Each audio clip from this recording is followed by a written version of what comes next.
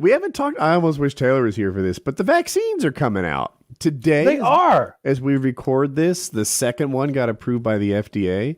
The Merrick one or something? No, it's closer to Modena or Moderna. Yeah. Or okay.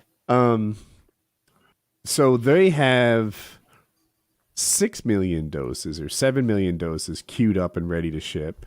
They're going to be at their destination next week. Pfizer has 3 million doses already arrived by 2 days ago. So update on the Pfizer thing. So I heard this on the radio today, like literally an hour before we started filming.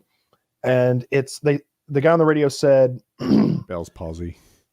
No, God, Okay. I hope that's not true. It's not. It was conservative talk radio, but it's this guy called Eric Erickson, I think, who's like got his head on. So like he's been saying Trump lost for a month, and he's like, yeah, the vaccines are here, and that's a good thing. He's pro-vaccine, but he said something like originally they thought you needed 6 doses of the Pfizer vaccine, but it turns out it's only 4.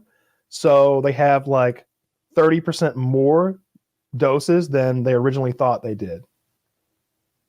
No, I thought it was 2 doses for both of them. I don't think he means injections. I think maybe he means like like the size of the injections, something like that. I didn't quite understand exactly what he meant. Like maybe it takes 6 vials. Mm-hmm. They thought it took 6 vials, and it actually takes 4 vials or something like that. 6 doses per vial. I just happen to know that. Okay. Well, then maybe it turned out that maybe they thought it was 4 doses per vial, and it's actually 6. In any case, like it was. There's a lot more of it than they thought there was initially because of the dosage. Cool. That was the takeaway. Well, that's nice. Yeah, I don't know. I'm looking forward to being immune. I'm looking forward to hopping on a plane. I'm looking forward to, I don't know, get out and about, and yeah, it's cool. So anyway, I don't know if the fact that we shipped, I'm trying to figure out, we shipped 10 million doses in, call it 10 days. Is that relevant? Can we extrapolate from that? Or I think more likely I'm counting up a bunch of stored doses. They've been manufacturing this for a month, and then all of that just shipped this week.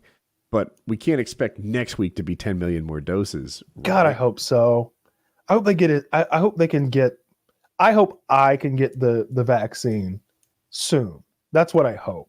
Right? There's gonna be so many dummies that don't want it. I'm counting on that. I want it so bad. I want it right now. I just fucking give it to me.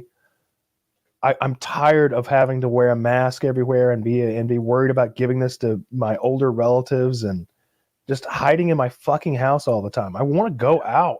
After the first dose, you have some level of immunity already. It takes a little bit, I don't know, 10 days or something after the first dose. But it's like, that's encouraging to me because at least it's not, I think it's the first dose and then it's about 3 weeks. Then you get your second dose. And then 10 days after that, you're as good as you're going to get. But that is what, 4.5 weeks? Mm-hmm. That's a little while.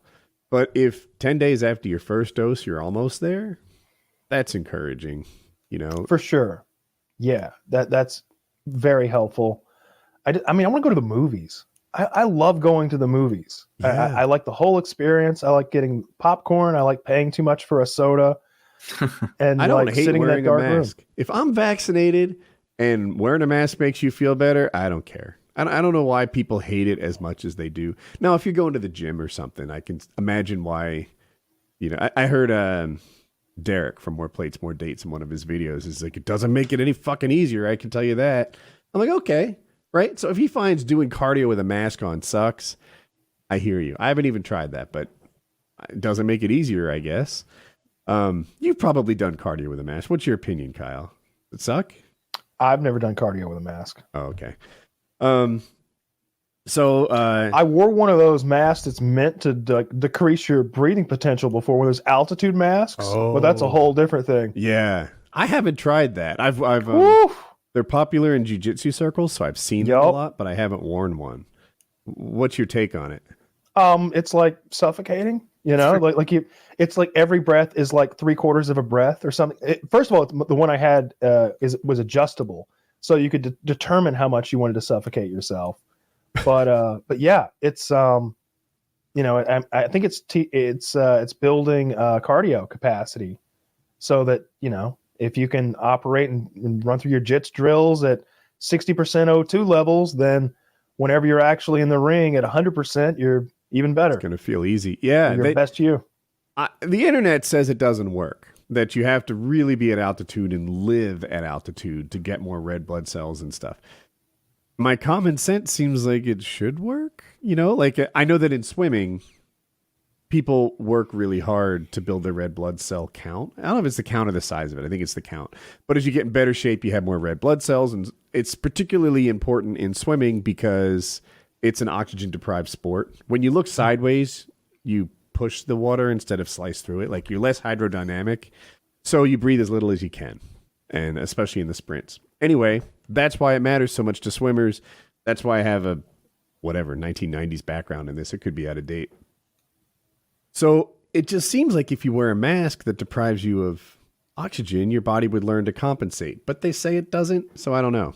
Anybody ever wear a snorkel? Yep. Yeah. Really? I mean, for the races.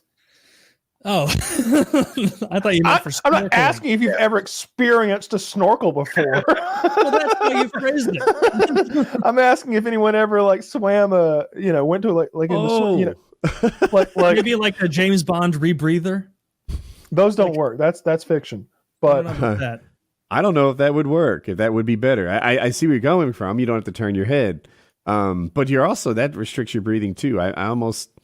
My gut says I'd rather turn my head and get a good breath than not turn it and deal with bad ones. Or potentially get a gulp of water. Yeah. Right. I guess you could just dump it. I'd be if the guy next to me had a snorkel. Occasionally, I'd splash, flick a little water in it. Well, I mean, if you're an experienced swimmer, Woody, it's probably, I imagine Kyle saying or you could swallow water would be like telling an NHL player but sometimes you slip on the ice, right? Well, no, not but really. If you're taking these deep breaths and you're I just imagine and you just inhale a gulp of water. I just am saying I imagine a professional swimmer has that timed so precisely. It's got to be rare for them to fuck up. He's saying you would dump it in my snorkel when I'm trying to breathe. I see that. Oh.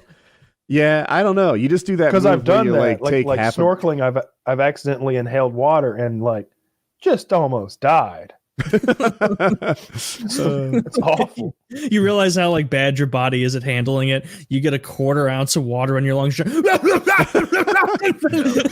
Yeah, it doesn't like it.